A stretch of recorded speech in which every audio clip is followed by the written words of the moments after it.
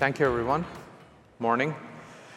So when HubSpot asked me to speak at Inbound, I specifically asked to talk on the last day.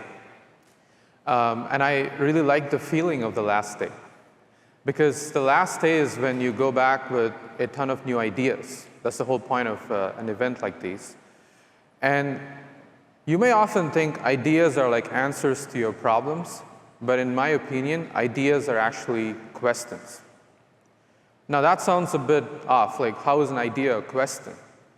Often you may have an idea about how to solve a problem for your business or your customer or for yourself in your own company, but it's just a jumping off point to a million new questions.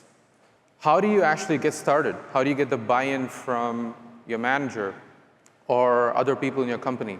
How do you assemble the right group of people? What are all the constraints in actually starting from the idea and getting something actually executed? How have your competitors attempted that idea before? Have they attempted it before?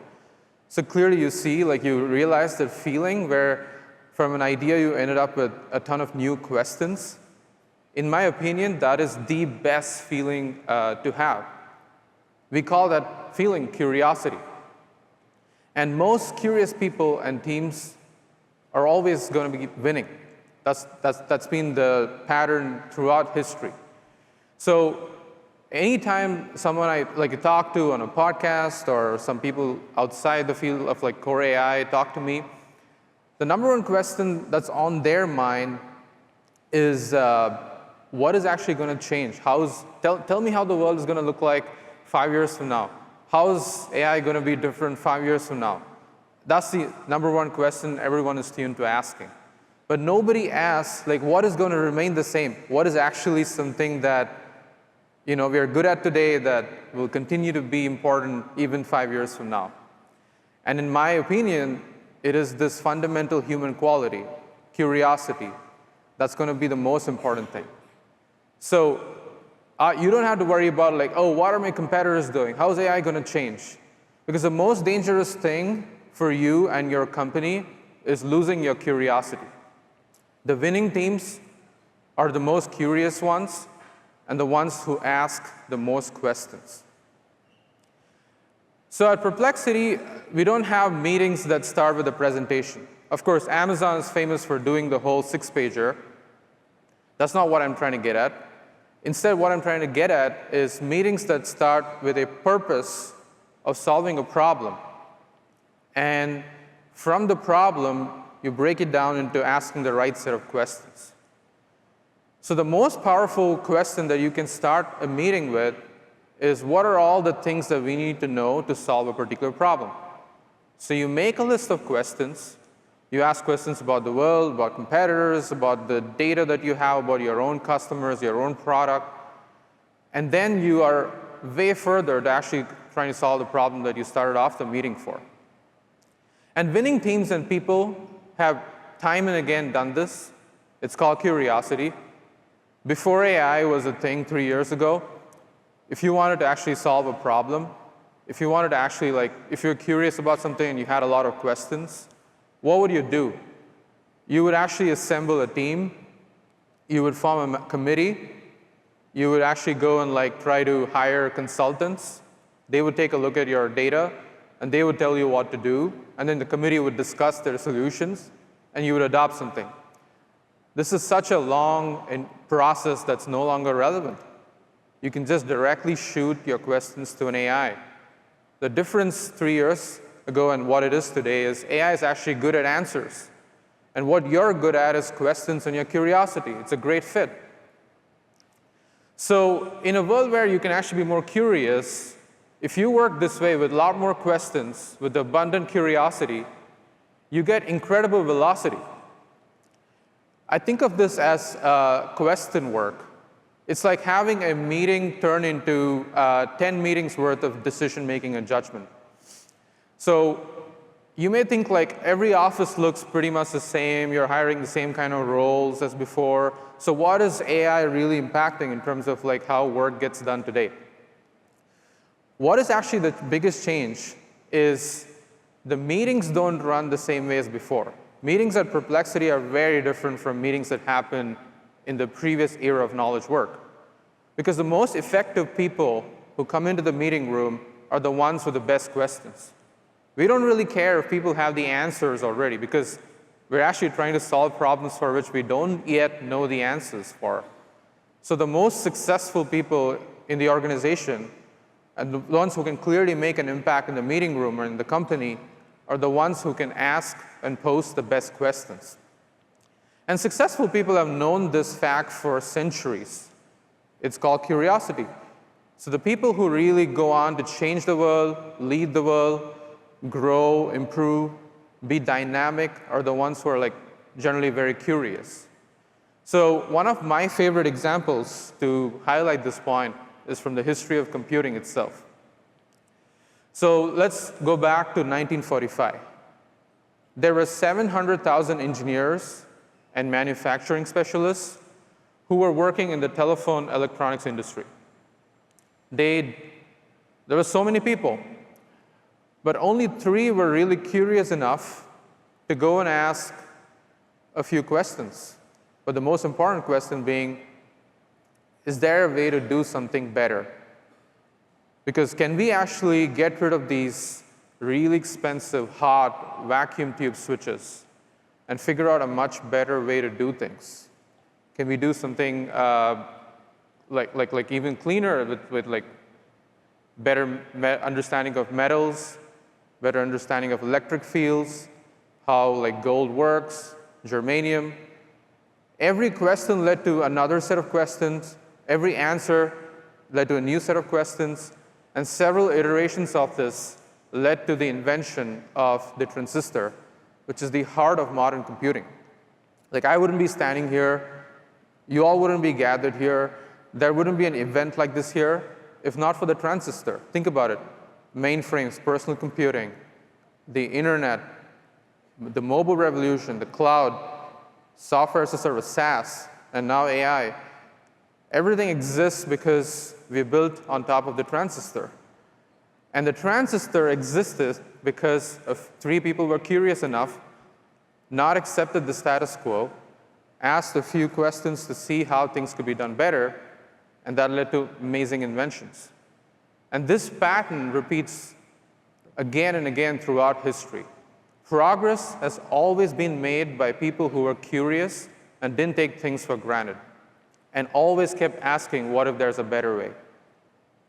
Let me give you another example of John Deere. Now, you might know John Deere as the name of the founder of the largest farm equipment manufacturer in the world. But not a lot of people know that he was originally a blacksmith. So what separated him from the rest? The singular fact that he was a curious person, and asked again the same question as those who invented the transistor: is there a better way? And that led him to question the fact that you could find a way so that steel doesn't bend when you hit it with stone, and there could be some way to harden the steel. That is what led to his success. Now, imagine, this may not be documented in the history books, but imagine how many people would have thought this guy was just wasting his time, thinking about problems that don't matter. That's what people say when you ask a question that most people take for granted. You question things that are done conventionally. So time and again, every powerful moment in business starts with questions that people think are stupid to ask. So if you aren't hearing that's impossible, or that's why do you even want to work on that, or this is how typically things are done, if you aren't hearing these things, you probably aren't asking the hard enough questions in your company. And for John Deere, the questions came from the soil or the steel. For you, the questions come from anywhere and everywhere. So that's why at Perplexity, we built the Comet browser, so that you can ask your questions basically from anywhere right now. The questions could be in your inbox, and they could be your tools, they could be your Slack workspace, they could be your HubSpot, your data that can live anywhere. You can be on any tab on your browser. Wherever you are, whatever context you are currently in, That can lead to a new question that could fundamentally change the way you think about the world, the way your business works, and that's what we want to enable through the Comet browser. So this is something about work that has never changed and never will. Your success is only limited by what are all the questions you could potentially ask. And the context from which you can ask the question is now endless through tools like Comet. The answers, they're available to you everywhere. All you have to do is figure out what the next question is. And for curious people, the most important thing to understand is that questions come after answers, not before. The traditional way of thinking about questions and answers is you ask a question, you get an answer. So the answer is the follow-up to the question. At Perplexity, we actually flipped that. We made an identity for ourselves. Even today, like if I go and talk to somebody, the number one thing they tell me is like, I love your product. I love the fact that you give me follow-up questions to ask. This was even told to me recently by one of the persons who's worked on the iPhone, the iPod, Tony Fadell. The first thing he says why he loves Perplexity is because we suggest follow-up questions. So at Perplexity, the way we think about question is something that comes after an answer. So that means what? The answer has to be really accurate to create the right set of new questions. Only if you can trust what the answer you read, can you actually like go on to build on top of it, assume, take that for granted, and ask the next set of questions. So that's why accuracy is so important. It's not a trade-off. It is existential. So the answers serve as the best foundation for the best set of next questions, because you cannot build anything on a bad foundation. And what makes an answer really good? Two things, in my opinion. Number one, it has to be accurate. Number two, even if it's not fully accurate, even if there are flaws in the answer, it should be possible for you to verify if the answer is accurate or not. Now, that is essentially the origins of the company Perplexity. By the way, if you look at this photo and you feel like AI has aged a lot in 3 years, that's how I feel about this photo too. So the foundation of our company is 3 nerds, like AI researchers, competitive programmer, coming together and like thinking about how to do like search much better. And honestly, in the beginning, like my co-founders had health insurance through their spouses. I didn't even have a health insurance, but I didn't care because there was something else to be insured more, the future of the company. So we were just spending all our time writing code and building the product. And we hired our first founding engineer. And right at the time of signing the offer, he's like, hey, do you have health insurance? Because I need it. And I'm like, what? Like, I have no idea how to do all that. My background is an AI researcher. We didn't have any person working in HR. It was just 3 people. So I say, OK, I'll figure it out, but just sign the offer, and I'll take care of it, like all founders say in the beginning. And that's when I began to use existing tools like search engines. And insurance is a big ad word category, so you will never get an answer for what you ask. And that essentially led us to build this tool for ourselves. Again, I was not the first person to ever ask, can I really trust what this AI says if I just plug it into an LLM and get the output?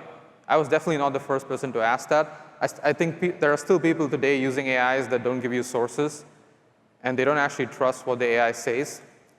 But at that moment in time, in 2022, we were the first people to ask, how can we make it possible for the AI to let you verify if what it says is correct or not?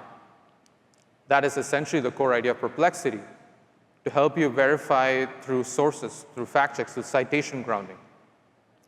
Today, like it might seem the idea is obvious. For a long time, from 2022 till now, most people believe that this is not needed. Like I would rather look at what the AI says for itself. But now it's taken for granted that when you build a chatbot, it needs to be grounded with sources. And that essentially was something we realized was obvious 3 years ago, mainly because of our academic background, academic papers. Academic papers are actually much harder to write than blog posts. Not just because of it needs to be written in LaTeX, right? Of course, the syntax is problematic, but one of the main reasons why it's much harder and much more rigorous process is because the point of an academic paper is to be a foundation for more research. Just like I said, only an accurate answer serves as a foundation for the next set of questions. The core purpose of academic research to write a paper is so that it inspires a lot of follow-up work. So even if your paper doesn't end up being foundationally critical, every paper is built on the shoulders of giants.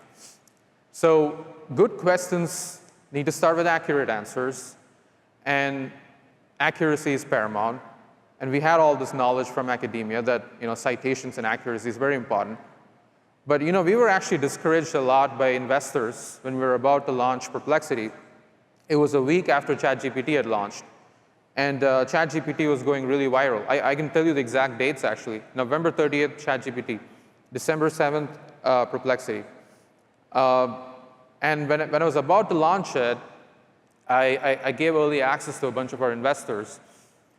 And ChatGPT was going viral because people loved AI making mistakes. People loved sharing screenshots of AIs making mistakes. It was very entertaining.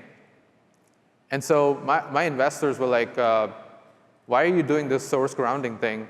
It's making the answers more boring, very journalistic, very academic. But you need to build for the masses. Like, this other product is going viral because people love hallucinations. In your product, hallucination is a bug, but what people want is hallucination as a feature. So you shouldn't be launching this thing. Now imagine if we listen to that advice and launch more bots that are sycophants and try to trick you into believing things that are not true just because it sounds good to read. That's not what the tools for the most successful people are. The most successful people are empowered to ask really amazing questions and go build foundationally game-changing things. And that's only possible if you have an accurate AI, if you post-train AI to be accurate at citation grounding and references and help you ask the next set of questions. So definitely beware of AIs that are just trying to brainwash you into believing you're right.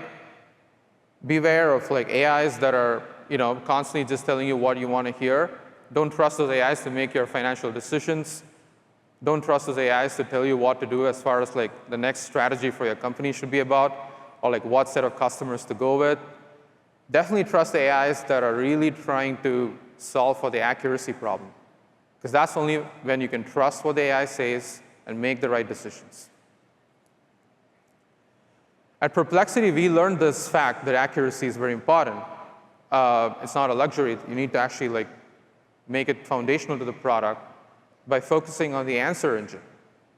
Users want answers. Answers need to be accurate. Only then they'll lead to the next set of interesting questions. And only interesting questions will lead to really important work done for any person. So when you combine the power of your own inner curiosity with the foundation of an accurate answer engine, everything changes. There are no limits to what you could do. So what do you do after getting an answer? What do you do after asking really interesting questions? You have to take all that knowledge that you get through an answer and turn it into useful actions. The last 3 years of AI have been all about giving you great conversational answers, conversational tools that you can go back and forth. You can channel your curiosity to its ultimate extent. But you also have to turn those ideas and answers into real useful output, because that's how the economy progresses. So we really need to move from answers to actions. That's what the remaining part of this decade is going to be about as far as AI is concerned. And that's essentially what we are trying to do through the Comet browser, build a personal assistant for you. Agents is the biggest buzzword in AI. It's been a buzzword even when I started Perplexity. Honestly, nothing changed for the last 3 years there. People have been talking about agents, this, that.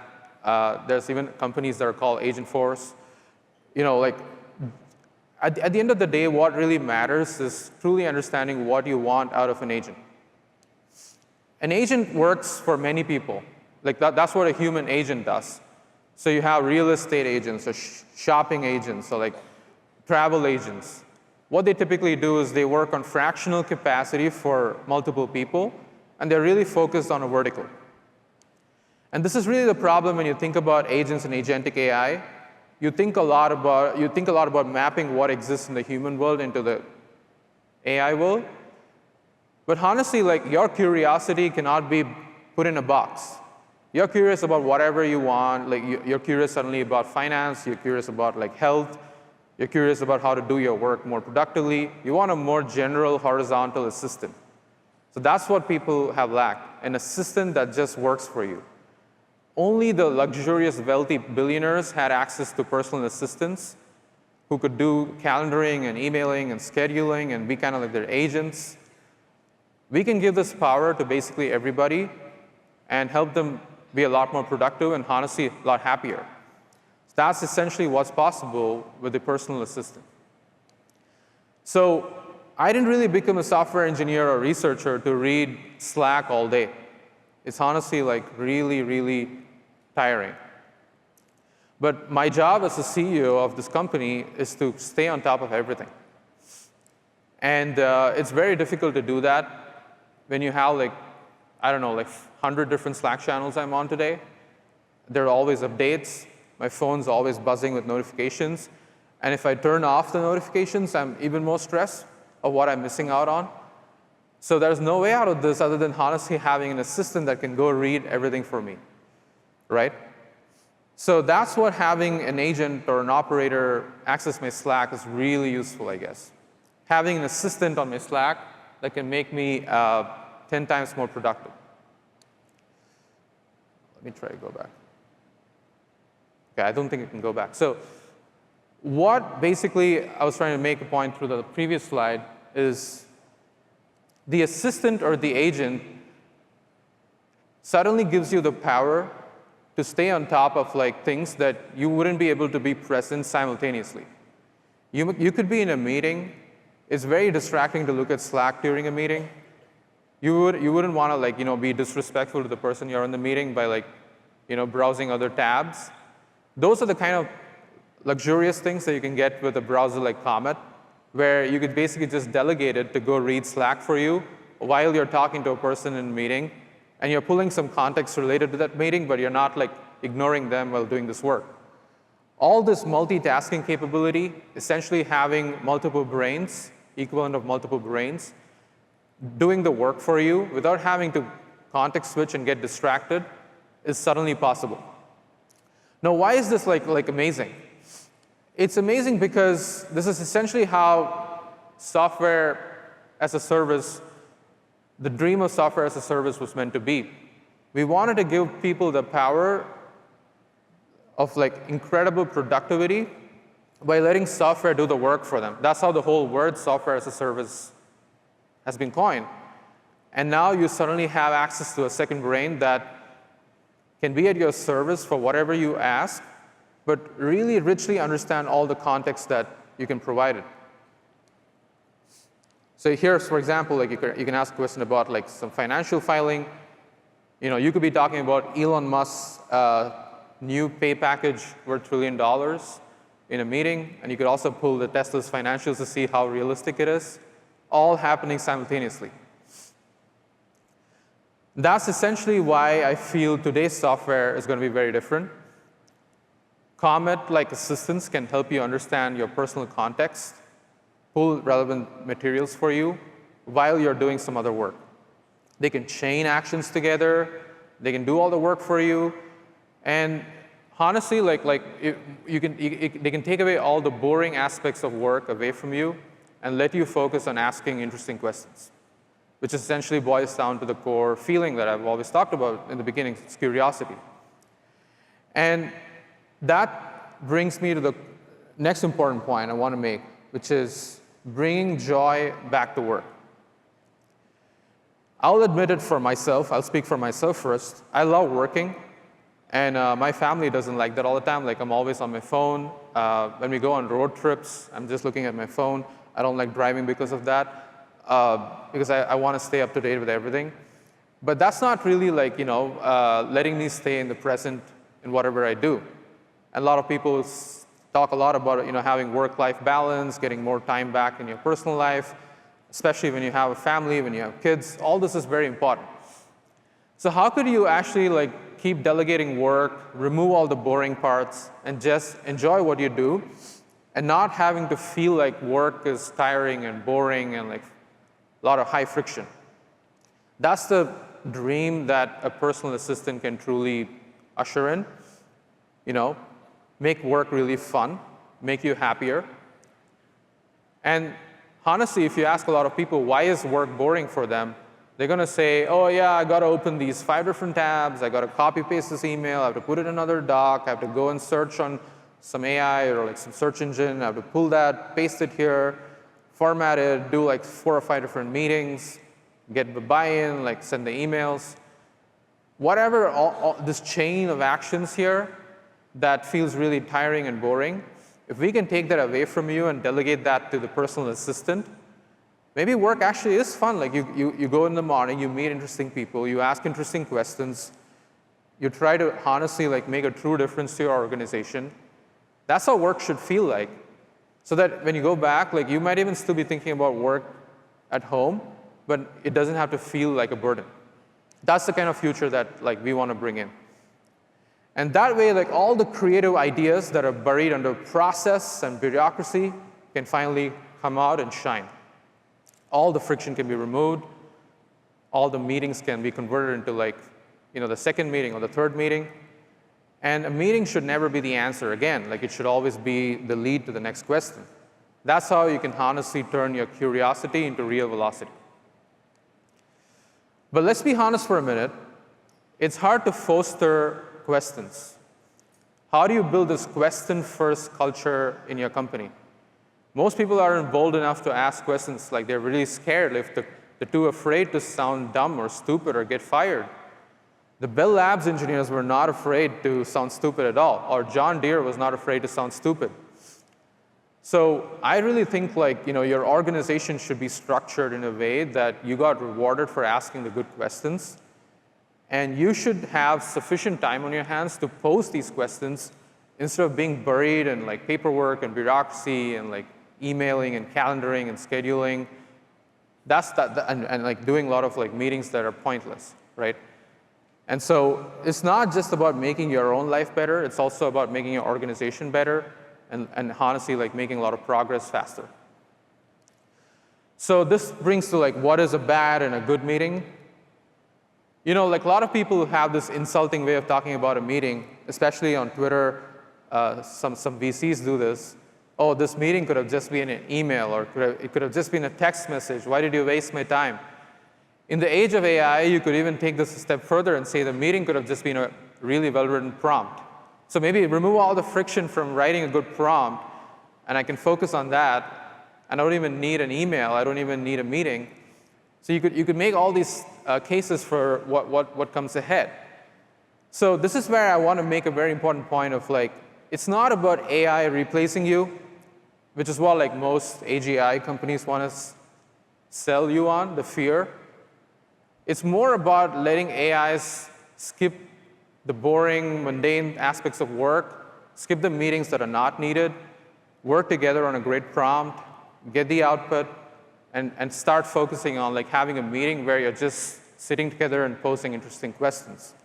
So that's where you get to be more human, the real human quality of curiosity. That's where it can shine even more. And we can all be more curious about what emails that we're going to write rather than having to be burdened by it. Work is faster, work is better, it's a lot more effective when we're curious. We're all curious already, we just can't be at our natural self when AIs take away all the boring aspects of it. And the last thing I would say to end this is, this is all about, what questions matter to you are very personal. Your curiosity is very personal. There is no way to say one person's curiosity is better than the other. The curiosity of the Bell Labs engineers is very different from the curiosity of John Deere, is very different from the curiosity of someone working at a SaaS company. But you don't have to actually compare and contrast these things. It's all about letting the AIs work for you giving you that superpower to actually go and focus on asking questions and be yourself, rather than you having to adapt to the AIs and change yourself and take prompt engineering classes or guides or get AI certifications and licenses. That's not the kind of future that I'm excited about. I'm more excited about you being yourself and you just channeling your own inner curiosity. I'm definitely not Steve Jobs, so I'm not going to be capable of giving a marketing lesson like him. But what I can confidently say is the product that we're building, Comet, will let you be yourself more uniquely than what the iPhone does. The iPhone works the same way for everybody, right? So that it's no longer unique for you. Maybe the set of apps you have on your phone are slightly different, but more or less everyone uses the same apps. But Comet, on the other hand, is very unique. Whatever context it pulls is very specific to you, your company, your organization, whatever prompts you do, whatever workflows you build for yourself. You're basically building your own software, your own mini computer through that. So I think that's a very special feeling, and I hope a lot of people enjoy that. And maybe to end, I'll leave you with 2 questions of my own for each of you to personally answer for yourself. It's just an exercise that you can do for yourself. The first thing, how will AI really bring you joy? Assume all the boring aspects of your work is taken away. Where do you think you will find joy through AI? And the second is, if you knew that, what would you ask next? If you knew the answer to the first question of where you derive your joy from, what's the next question that you would ask? So think about it, and hopefully you have a great future ahead. Thank you.